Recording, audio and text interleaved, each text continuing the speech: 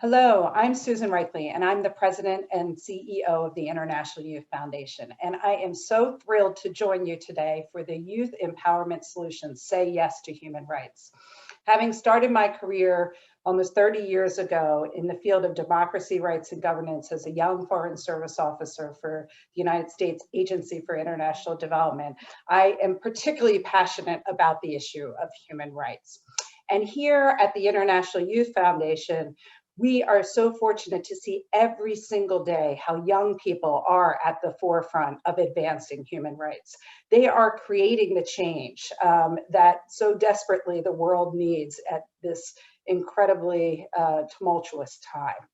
We saw this most recently during our virtual youth summit the last week in October, celebrating the 75th anniversary of the United Nations. We were able to have more than 1,000 young people gather from 118 countries over the course of a week to really share their experiences, provide tools, and most importantly, advance the issues that young people are facing every single day, with human rights being at their core.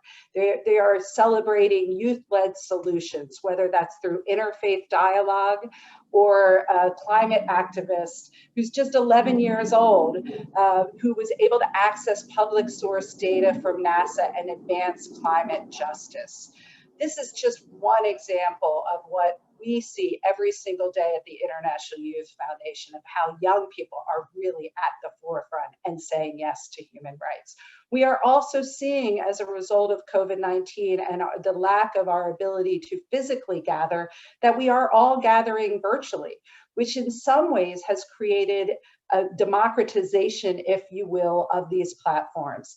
And that is only if young people have access. And we recognize that there are restrictions that many young people face from all over the world.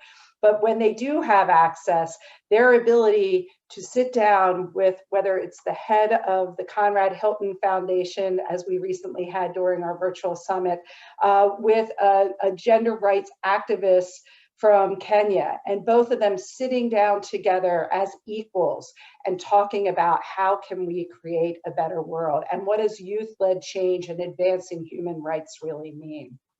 Well, for us at the International Youth Foundation, inspiring and equipping young people in order to exercise and unlock their agency is core to advancing social justice and change in the world. And it's one of our core pillars at IYF.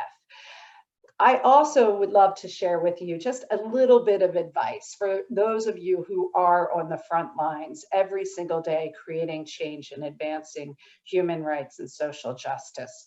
This is not easy work.